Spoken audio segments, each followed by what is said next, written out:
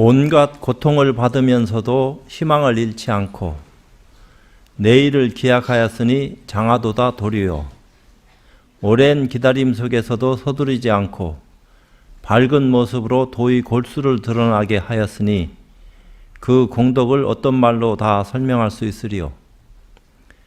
먼 미래에 저절로 이 일단의 일이 드러나 증명하게 될 것이니 스스로 비춰볼 수 있는 힘을 갖출지어다. 알고 보면 누구에게나 본래부터 눈을 갖고 있었으나 길에서 멀어졌을 뿐이니 한 생각 돌이켜볼 것 같으면 무슨 어려움이 있겠는가. 도류들이시여, 올 한 해도 근본 문제 해결을 하기 위해 시간을 갖고 노력해야 될 것이로다. 참고 견디면서 기다릴 것 같으면 시절 인연 따라 드러나게 되리니 큰 인연 공덕을 널리 베풀어서 고통받는 중생을 구제하여 주소서. 나무마하바냐 바라며. 오늘도 저번 시간에 이어서 육조단경을 함께 공부하도록 하겠습니다. 5조는 수가 신수스님께서 아직 자성을 보지 못하여 문안에 들지 못한 것을 아셨다. 그러니까 5조 스님이 법을 전하기 위해서 개송을 제오락하니까 대중들이 700여 명이나 사셨지만 다 신수스님한테 양보를 하고 개송을 짓지 않고 있었던 차에 신수스님이 복도에다가 자기 뜻을 써놓고 이제 밤에 사라진 거죠. 그러고서 이제 그 내용을 5조 스님이 보시고 신수 스님이 개송 진 줄을 알았고 신수 스님을 가만히 불러가지고 네가 진 거냐? 예, 제가 졌습니다. 이제 이런 어떤 입장들이 이어지고 있는 겁니다. 나리박자 낭하벽해 그림을 그리게 하시려고 노공봉을 불러오게 하고 남쪽 낭하에 이르시니 문득 수의 개송을 발견하시고 봉공에게 말씀하셨다. 그림을 그릴 거 없다. 먼 길을 오게 하여 너만 수고롭게 하였구나. 경에 이르기를 모든 상이란 다 이것이 허망한 것이다 하였으니 다만 여기 이 개송만 남겨두어 사람들로 하여금 외고 받아지니게 하리라. 이 개송에 의지하여 닦으면 악도에 떨어지지 않을 것이며 큰 이익이 있을 것이다 하시고 문인들로 하여금 개송 앞에서 향을 피워 예경케 하고 이 개송을 모두 외면 견성할 수 있으리라 하시니 문인들이 모두가 이 개송을 외면서 참으로 훌륭하다 하며 찬탄하였다. 이제 그런 것이 이제 입장이요. 5조 스님의 어떤 뜻이 지금 잠깐 이제 얘기를 다시 하자면은 개송은 분명히 뜻에 부합하지 않는 그런 어떤 입장을 드러냈지만 대중들한테 널리 알려서 이것을 외워 지니게 하는 것은 까닭이 있다 이 말입니다. 공부를 신수스님만큼 한 사람도 참 쉽지 않지만 또 신수스님만큼 공부한 사람도 없어요. 그러니까 이제 5조 스님의 입장에서는 신수 스님의 그릇된 대미를 너무 잘 알고 있고 신수 스님한테 기회를 줘서 공부를 참 전하려고 하는 그런 어떤 입장까지도 생각을 왜 안 하셨겠어. 그날 삼경에 조사께서 수를 불러 당에 들게 하시고 물었다. 저 개송은 네가 지었느냐? 수가 대답하였다. 예, 네, 수가 지었습니다. 이것은 수가 감히 조사 자리를 망령스레 구하는 것이 아니오니 바라옵건대 화상께서는 자비로 살펴주십시오. 신수 스님이 굉장히 참 겸손하신 분이야. 왜냐하면 그 개송을 짓기 위해서 3일 밤낮 주야로 힘을 썼는데 겨우 생각난 것을 벽에다가 써놓고 사라졌을 뿐이니까. 그러니까 이제 굉장히 망설임도 있었고, 그렇지만 다들 대중이 기대를 하고 5조 스님도 내가 어떤 생각을 가지고 있는지 한번 드러내라 하는 기회를 줬는데 이런 때 나를 안 드러내면 언제 또 얘기할 수 있는 어떤 입장이 될 수 있겠느냐. 자기 걸 적어놨는데 오조 스님이 불러가지고 네 거냐. 예, 제가 졌습니다. 제자가 자그마한 지혜라도 있습니까? 오조 스님 앞에서는 굉장히 자세를 낮추고 제자가 스승을 공경하는 그런 예를 다 갖추고 있어요. 조사가 말씀하셨다. 네가 지은 이 개송으로는 아직 너는 본성을 알지 못하였다. 단번에 그죠? 한마디로 탁 결론을 내렸어요. 다만 문 밖에 이르렀을 따름이요. 아직 문 안에는 들지 못하였다 할 것이니 이런 견해로 무상보리를 찾는다면 마침내 얻지 못할 것이다. 이것도 오조 스님이 신수 스님 생각하니까 입장 정리를 해서 네 공부가 부족하니까 기회는 얼마든지 많으니까 그렇지만 기회 많다고 해서 게으름 피면 언제 공부할 수 있겠느냐. 무상보리는 모름지기 언하에 자기 본심을 알고 자기 본성을 보아야 하느니라. 언하에 말끝에 바로 참 알아차려서 눈을 떠야지. 그렇지 않으면 무상보리를 눈뜨기 힘들다.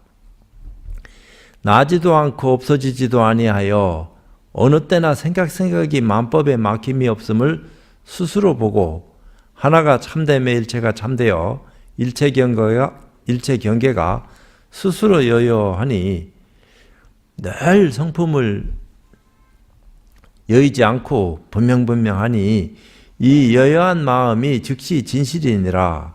알면은 늘 그런 건데 모르면은 차이가 있을 수밖에 없다. 만약 이와 같이 볼진된 곧 무상보리인 자성이라 할 것이니 너 다시 가서 하루 이틀 생각하여 다시 개송을 지어서 나에게 가져오너라. 그러니까 하루 이틀이면은 네 위치에서는 개송 지을 수 있다.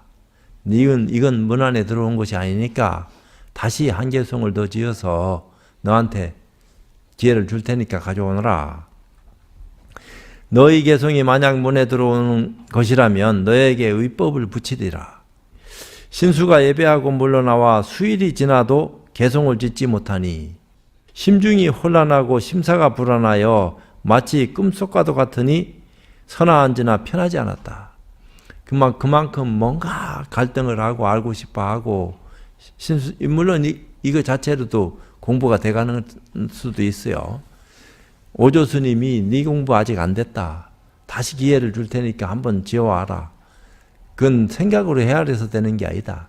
언하에 뭘로 깨달아서 증득해야지만이 네 나름대로 보는 눈이 달라질 수밖에 없으니까 그때 되면은 내가 너한테 인연을 열어주겠다.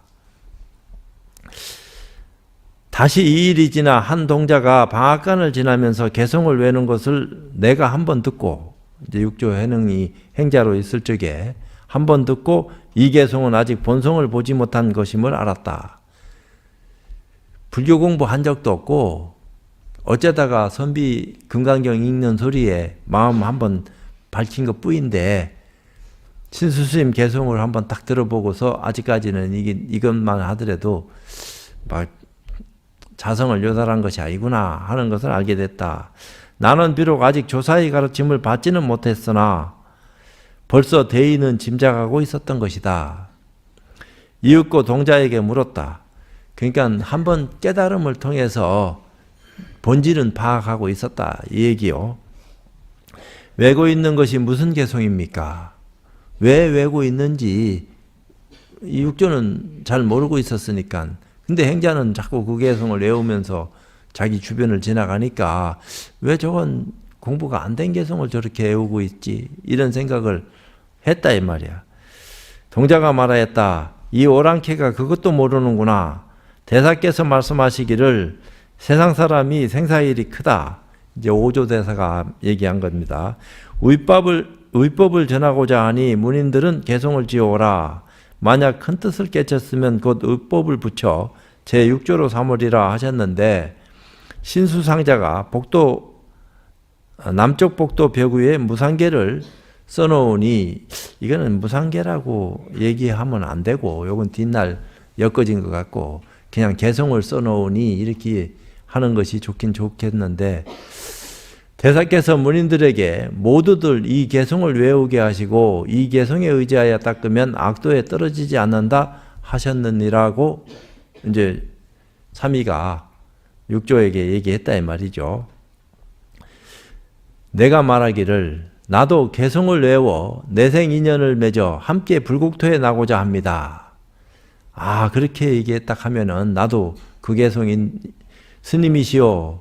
나는 이 방아를 딛고 있는 지가 8개월이 넘는데 아직 조사당전에 가보지 못하였사오니 바라건대 스님은 나를 그 개송 있는 곳으로 인도하여 주십시오.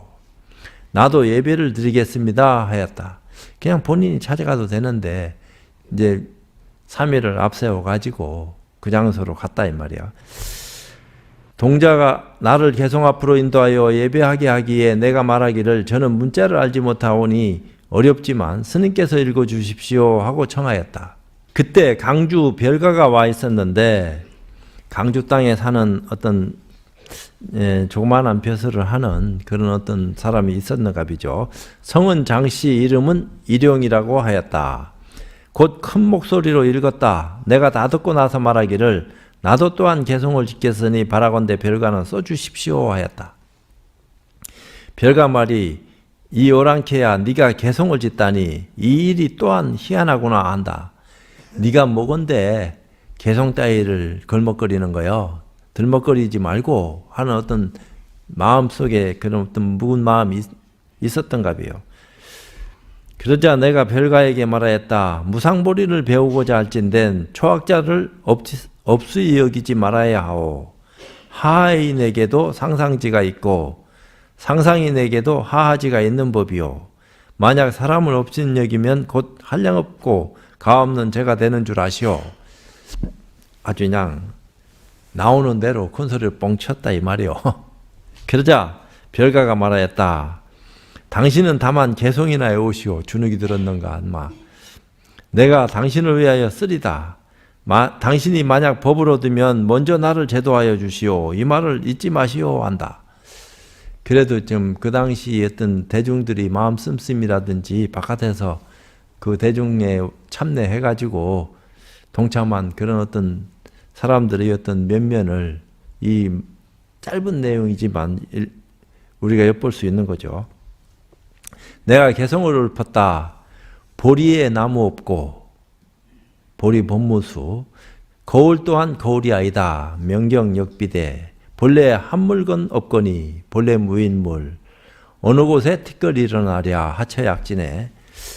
이 개송을 쓰고 나니 대중이 다 놀라 혹은 감탄하고 혹은 의아해하지 않는 자가 없었다. 서로 말하기를 기이하다. 겉모양만으로 사람을 알 수 없는 일이다. 어찌 우리가 오랫동안 저런 육신보살을 부렸던가 하였다. 개송만 딱 보니까 그러고 또 글도 모른다 하는 사람 입에서 나오는 소리가 대단한 어떤 말을 하고 있으니까 그건 놀라지 않겠나.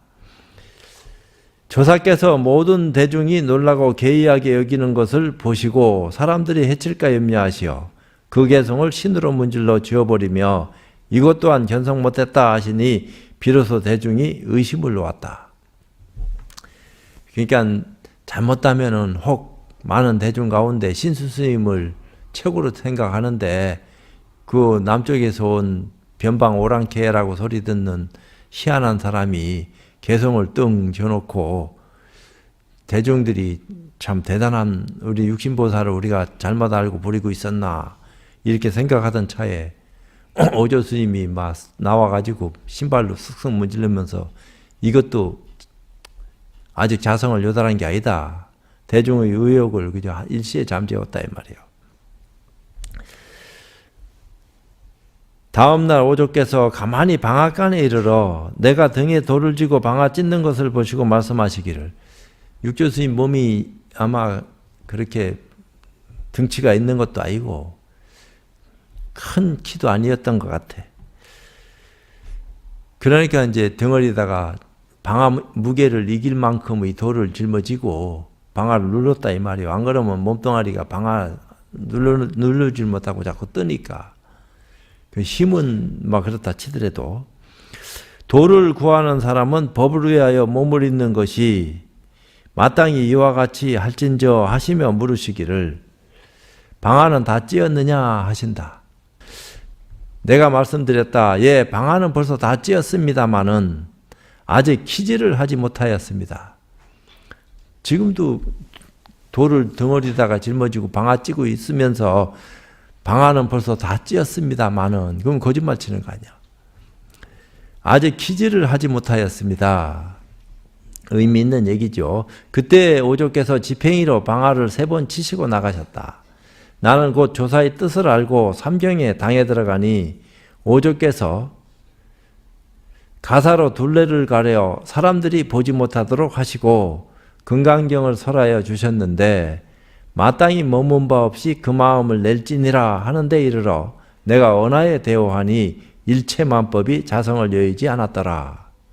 그러면 오조 스님 만나기 전에 육조가 그 나무꾼이 읽는 금강경 소리에 자성을 요달해야 했는데 그때는 일체만법이 자성을 여의지 않았더라 하는 그 대목까지는 못 미친 건지 여기서는 그렇게 일체만법이 자성을 여의지 않았더라 이렇게 이제 그 뒷날 법회 자리에서 자기가 겪었던 일을 드러내고 있어요.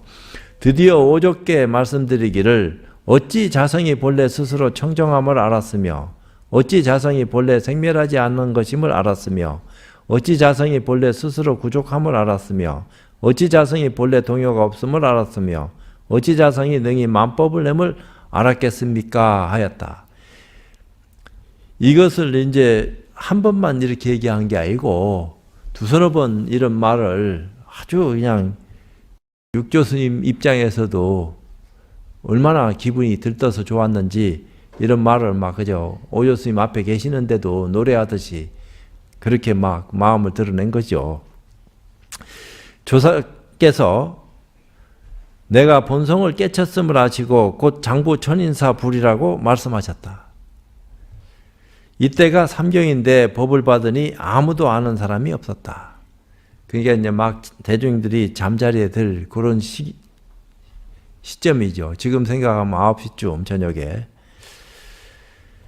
이에 돈교와 의발을 전하시면서 이르시기를, 그러니까 부처님이 가르치신 경전은 원교인데 뭘로 깨달았던 그 입장에서 비롯되어지는 그 가르침, 응무소주 이생기심 하는 그런 어떤 입장이든 돈교와 의발을 전하시면서 이제 너를 제6대조로 삼으니, 그러니까 막 아직 계도 안 받은 행자를 파격이야.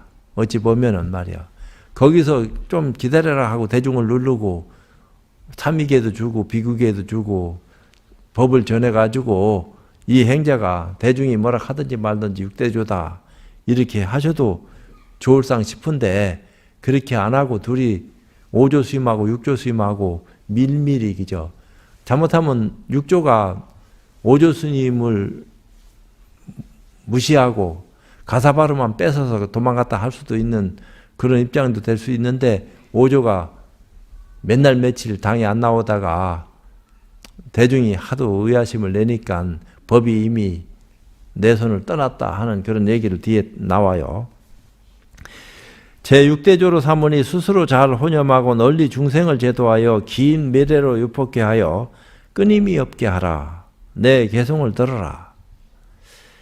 유정이 와서 종자를 심으니, 무정은 종자를 심을 수 있는 그런 입장이 못 되죠. 종자의 어떤 유정하는 정이 있어서 종자를 심으니 인지에서 도리어 결과가 생긴다. 무정은 이미 종자 없으니 성품도 없고 남도 없느니라. 5조 다시 말씀하시기를 저 옛날 달마다께서 처음 이 땅에 오셨을 때는 사람들이 아직 믿음이 없었으므로 이 가사를 전하여 이로써 믿음의 채로 삼아서 대대로 서로 이어왔거니와 법인 즉 마음으로 마음을 전하여 누구나 스스로 깨치고 스스로 알게 함이니 예로부터 부처님과 부처님이 오직 이 본체를 전하였고 조사와 조사가 서로 은밀히 붙인 것이 바로 이 본심이니라. 법인은 이것이 다툼의 실마리가 될 터이니 너에게서 그치고 뒤로 전하지 마라. 만약 이웃을 전한다면 목숨이 신랄에 매달린 것과 같게 되리라. 그것만 가지면은 공부가 어떻게 됐든지 간에 법이 있는 것처럼 세상 사람이 다 알 거니까 지멋대로 그죠? 법을 농단할 거 아니냐.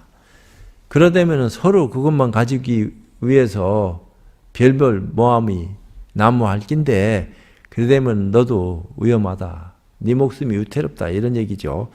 내가 말씀드렸다. 어느 곳을 향하여 가오리까? 5조 말씀하셨다. 회를 만나면 머물고 품을 회자. 회를 만나거든 숨어라. 만날 회자, 아래 회자, 그런 모임 회자 이런 것을 만나거든 숨어라. 내가 삼경의 의발을 받아들고 또 말씀드렸다. 제자는 본시 남쪽 사람이라 이곳 산길을 알지 못합니다. 올 때는 어떻게 쫓아서 왔는데 이제 떠나려고 하니까 한 번 온 길인데 제대로 알 길이 없다 이 말이죠. 어떻게 하면 강구로 빠질 수 있습니까? 5조 말씀이 너 걱정할 거 없다. 내가 너를 전송하리라 하신다. 5조와 함께 곧 구강역에 이르니 마침 배 한 척이 있었다. 5조께서는 나에게 배에 오르라 하시고 노를 잡으시고 친히 저으셨다.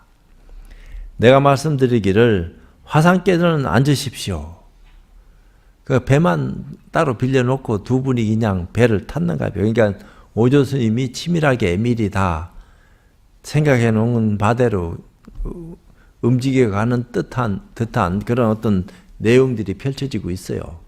그러니까 벌써 천라지망을 쳐놓듯이 미래를 내다보고 예지력이 있는 5조께서 준비성이 있게끔 다 마련해 놓고 6조한테 법을 전하면서 배 타러 나와서도 자기가 배를 졌고 이제 그런 어떤 입장이 벌어졌는데 내가 말씀드리기를 화상께서는 앉으십시오. 제자가 마땅히 너를 줬겠습니다. 하니 5조 말씀이 내가 마땅히 너를 건너주리라 하신다.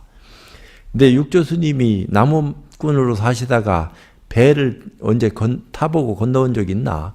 5조사 올 적에 배상 내고 배를 어떻게 천신만고 그때 얻어 타고 북쪽으로 올라왔는지는 몰라도 내려갈 적에 5조 스님은 이미 자신만만하니까 배를 저을 수 있었겠지만 6조가 어떻게 배 저어 본 적이 있나? 한두 번 이렇게 배 젓는 모습 보고 흉내 낼 수는 있겠지만 익숙한 솜씨가 안 되지. 양장한 그 넓은데 배 잘못 저으면 어떻게 되는지 그 깜깜한 밤중에 그것도 쉽지 않은데 말이야. 근데 이것도 의미가 있는 것 같아. 마땅히 내가 너를 줬겠다. 이러니까 또 5조도 내가 마땅히 너를 또 건네주겠다. 내가 여쭈었다. 미혹한 때는 스님께서 건너주셨거니와 깨친 다음에는 스스로 건너겠습니다. 건넌다는 말은 비록 하나이나 쓰는 곳은 같지 않습니다. 해능은 변방에서 태어나서 말조차 바르지 못하옵더니 스님의 법을 받아 이제는 이미 깨쳤사오니 다만 마땅히 자성으로 스스로 건넬 뿐입니다. 5조께서 말씀하시기를 옳다. 이후로 불법이 너로 말미암아 크게 행할 것이다. 네가 간 3년 뒤에 나는 세상을 떠날 것이니 너는 이제 잘 가거라. 힘써 남쪽으로 향하여 가되 속히 설하려고 서두르지 마라. 범난이 이르리라 하셨다. 그러니까 때가 되면은 다 조용해질 거니까 조용해질 때까지 네가 법을 펴려고 서두르지 마라. 인연이 있으면은 다 때 되면은 그 누구 말 맞다나 미꾸라지 물 마르면 나온다고. 인연이 있으면은 다 그것들이 드러나게끔 돼가 있으니까 너무 걱정하지 말아라. 내가 5조께 하직하고 발을 돌려 남쪽으로 향하며 2달 반 만에 대유령에 이르렀다. 거기 남쪽에서 내려가지고 구강에서 남창으로, 남창에서 길주로, 길주에서 대유령으로, 대유령 넘어가면은 소관이라 하는 곳이 나오는데 거기서 또 한참 내려가야지 광동성 성도인 광주고 거기서 더 내려가야지 6조 스님이 태어난 신주락 하는 그 광동성 남쪽의 고장인데 거기까지 가락하는데 반쯤 완 게 이제 2달 반 걸린 거라. 그러니까 대유령까지 왔는 게 한 반쯤은 될 거야. 조금 더 많이 왔는가. 그 대유령에 이르렀다. 가로하기를 오조께서 돌아가시어 수일을 상당하지 않으시니 대중이 의심이 들어 나아가 물었다. 화상이시오 어디인가 환우라도 계십니까? 어디 아프십니까? 병은 없다. 의법이 남으로 갔느니라. 병은 없지만 법이 이제 남쪽으로 갔다. 누구에게 전수하셨습니까? 능한 자가 얻었느니라. 여기서 대중은 곧 알아차렸다. 이제 가로닫고. 근데 이제 뒤에서 수백 명이 쫓아왔으니 700명 대중이 다 신수스님을 의지한다 했으니까 대중이 다 동서남북으로는 안 퍼지고 남쪽으로 갔다 하니까 남쪽으로 그냥 몽땅 그죠? 수백 명이 쫓아갔으니까 의발을 뺏으려는 것이었다. 그 가운데 한 스님이 있었는데 속성은 진이요 이름은 해명이라 하였다. 본시 사품장군으로 성질과 행동이 거칠고 사나웠다. 이 사람이 힘을 다하여 쫓으니 다른 사람보다 앞서 나를 쫓아왔다. 그러니까 어떻게 이제 사람을 추적해야지 알 수 있는지 그 뭐 본인은 장군 벼슬까지 지냈으니까 뭐 찾는 것은 시간 문제라. 나는 의발을 바위 위에 내어놓으며 이제 탁 부딪힌 거지. 이 옷은 믿음의 표시이거니 어찌 힘으로 다툴까 보냐 하고 나는 수풀 속에 숨었다. 그냥 뭐 이제 찾아왔구나 싶은 생각이 드니까 바위 위에다가 의발을 딱 내려놓고 몸이라도 딱 숨겼어요. 해명이 달려와 의발을 잡아 거두려 하였으나 움직이지 않는다. 의발을 탁 잡아서 짱 들려고 하는데 의발이 안 움직인다.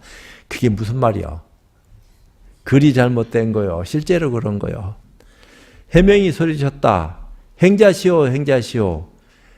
아이 가사가 바위에서 안 떨어지니까 막 깜짝 놀래가지고 행자시오 행자시오 했겠나. 그럼 도망가 버려야지.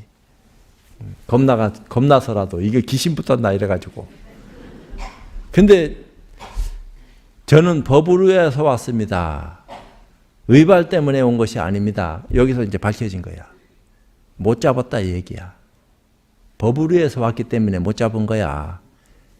의발 때문에 온 게 아닙니다. 이래 된 거지. 드디어 내가 나와 반석 위에 앉으니 해명이 절을 하고 말하였다. 그러니까 저 말이 진실되구나. 나를 해코지 하려고 하는 게 아니구나. 다 봤단 말이야. 또 숨어서. 그러니까 또 간절하게 나는 법을 구하러 왔지 의발을 욕심내서 온 게 아니다. 여태까지는 의발을 욕심내고 온 것처럼 쫓아왔으니까 육조 스님도 도망다니고 그 사람이 제일 먼저 쫓아왔으니까 가사발을 바위에다 올려놓고 자기는 숨었고 근데 해명이 그걸 딱 보고 아따 저거 이제 내 차지다 하고 뚝 갔긴 갔을 거다 이 말이야. 근데 그게 발길이 잘 떨어지나. 쫓아오긴 왔지만 의발을 처음 보는 건데 언제 의발을 본 적도 없어. 의발을 남쪽으로 가져가게 했다 하는 것만 오조 스님이 얘기했지 이게 의발이다 하고 오조 스님이 대중한테 공개했겠나. 근데 은밀하게 전해지고 은밀하게 가지고 남쪽으로 피신했는데 이 양반이 너무 2달 반 걸렸다 이 말이야. 그것도 절을 하면서 말하였다. 바라옵건대 행자시어 절을 위하여 법을 설하여 주십시오 하였다. 내가 말하였다. 그러니까 그때까지는 이제 일단 정리가 된 거야. 해명이 와가지고 절을 하고 나는 법을 위해서 왔으니까 절을 위해서 오조 스님이 특별히 승려들 다 물리치고 행자한테 법을 전했다 하니까 세상에 이게 뒤집어진 단체도 아니고 역사적으로 다 근거를 가지고 내려온 모습을 지닌 절집안인데 어떻게 이 법을 행자한테 또 줘가지고 대중한테 또 공개적으로 드러내지도 않고 몰래 숨어가지고 죄진 것도 아무것도 없는데 근데도 쫓아와가지고 절을 하고 나는 법을 위해서 왔다. 네가 이미 법을 위해 왔을진데 이제 모든 반연을 다 하시고 그렇다면은 내가 한 말씀 드리겠다. 모든 반연을 다시고 한 생각도 내지 마라. 육조가 이런 말을 그러니까 전생 보살이다 하는 말이 이런 데서 나오는 거야. 반연을 다시고 한 생각도 내지 마라. 너를 위하여 말하리라. 하고 한참 있다가 해명에게 말하였다. 그렇게 하고서 입을 딱 다물고 침묵하고 한참 지나가지고 해명이 무슨 생각을 하는지 그건 알 바 없지. 육조가 한 생각도 내지 마라. 너를 위해서 말하겠다. 그러고서 입을 딱 다물고 있으니까 엄청나게 긴장도 되고 무슨 말을 할까 하고 기대심도 있을 끼고 아니면은 뭐 정신이 황홀해가지고 어떤 생각을 하고 있을런지 내가 직접 부딪혀 본 것이 아니라 알 수는 없지만 믿음이 나은 것을 육조가 알고 그 앞에 나서서 해명한테 지금 법을 전해주려고 말을 하고 있다 이 말이야. 나는 아직 법은 받았지만 그런 일을 해본 적이 없어. 그러니까 아이고 이런 것도 아니야. 당당하게 절 다 받고 탁 얘기하는 거 보니까 예사 어떤 입장이 아니다 이 말이야.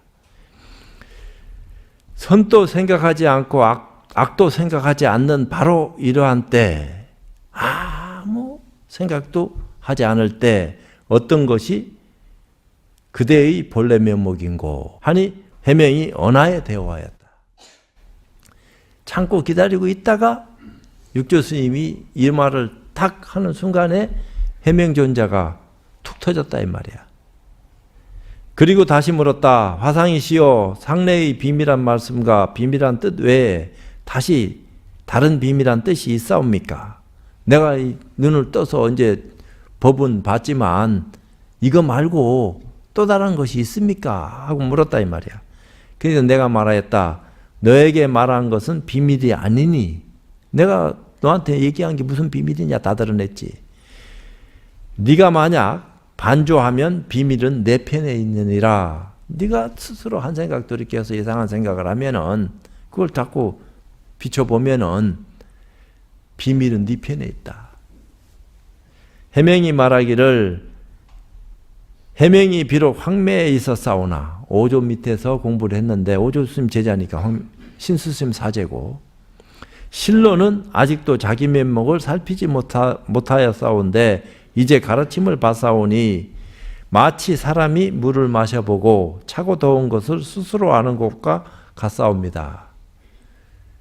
탁 도노하고 참 스님한테 비밀 있냐 없냐 하고 물었지만 비밀은 없다 이렇게 얘기하니까 내가 참 황매에서 공부는 했지만 이 일은 물을 마심에 스스로 차고 더운 것으로 아는 것과 같습니다.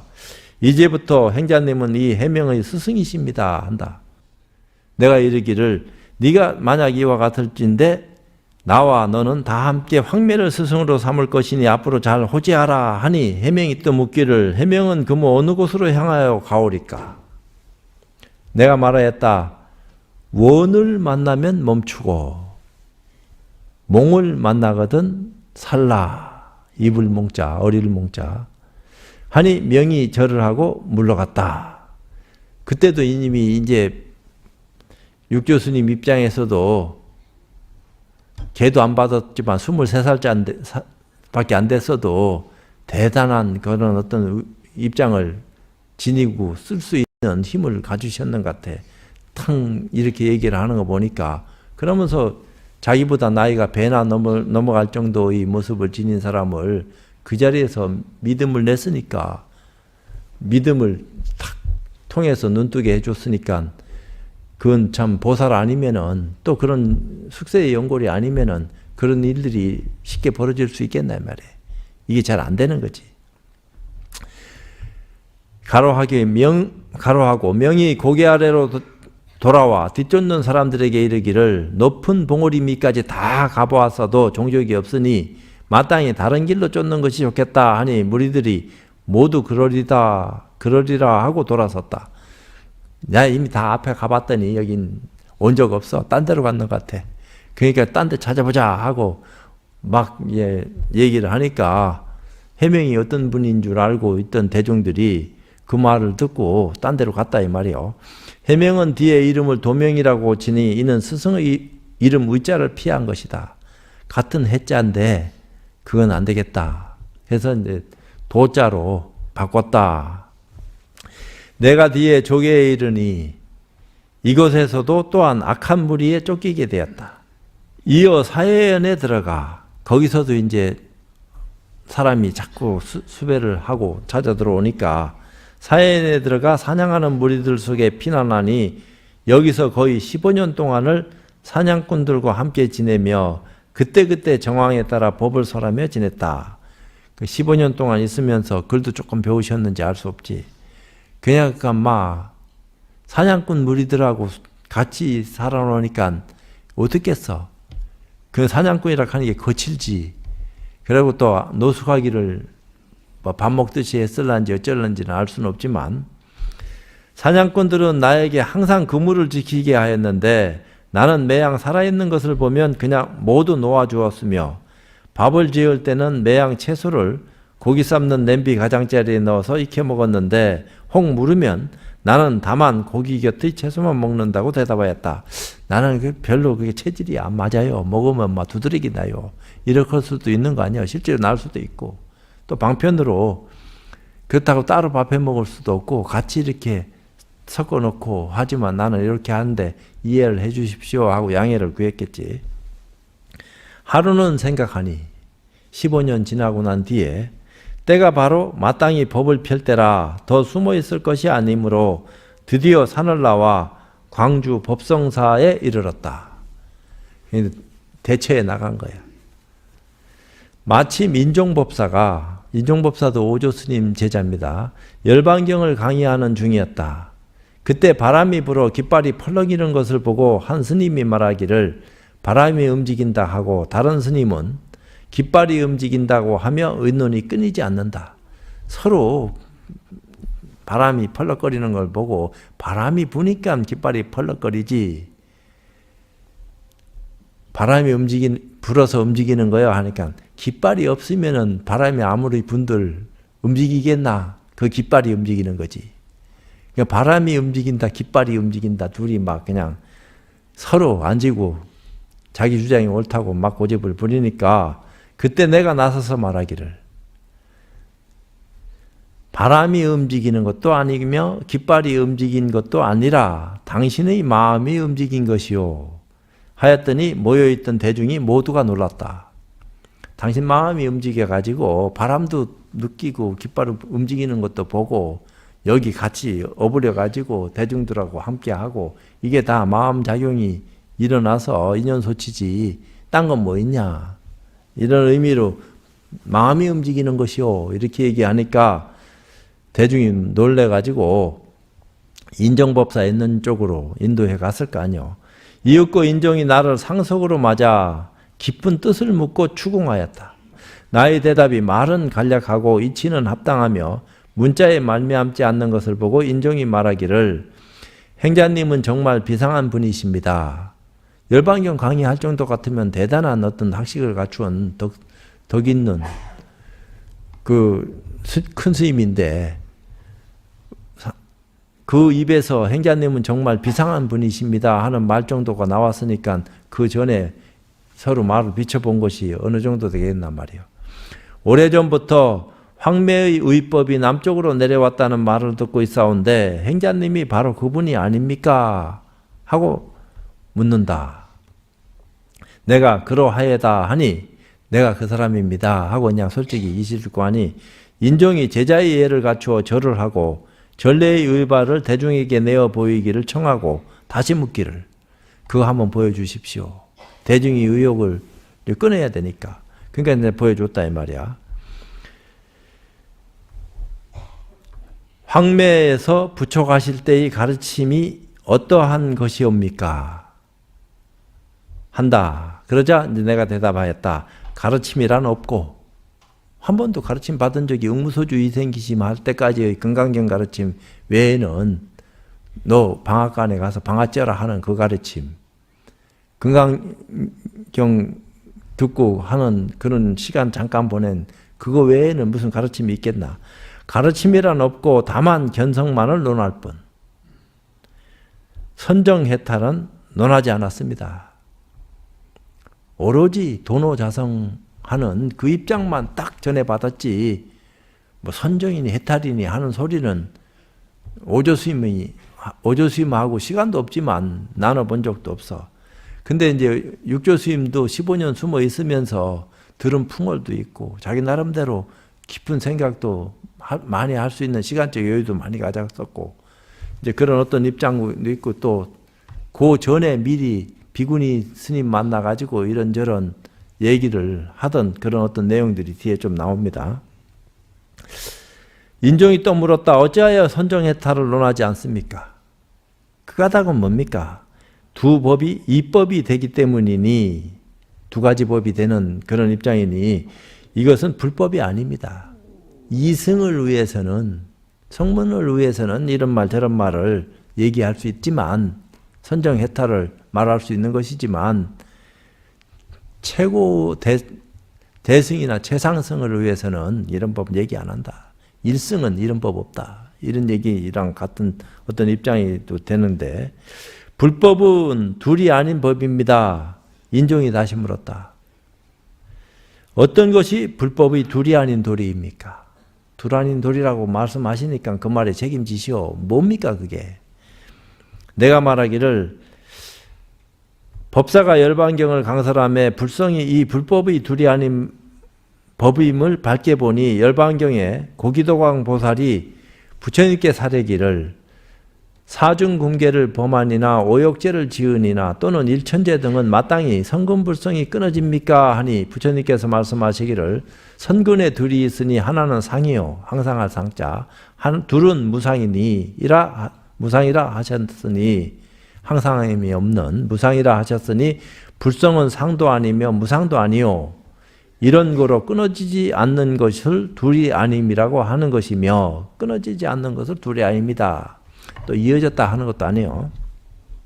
또한 하나는 선이요 둘은 불선이니 착할 선자고 또 하나는 착하지 않다 하는 불선이니 불성은 선도 아니며 불성도 아니니 이런 거로 둘이 아니라 하는 것이며 또한 온과 개를 범부로 온과 개 육경하는 법계 개재를 썼지만 안이비설신의 이런 어떤 입장을 범부는 둘러보나 지혜 있는 사람은 그냥 성을 요달하여 둘러보지 않으니 둘이 아닌 성품이 곧 불성입니다 하였다. 인종이 내 말을 듣고 환히 합장하며 하여 말하기를 제가 경을 강의하는 것은 마치 깨어진 교화장과 같고 인자의 논의는 진군과 같습니다 하였다.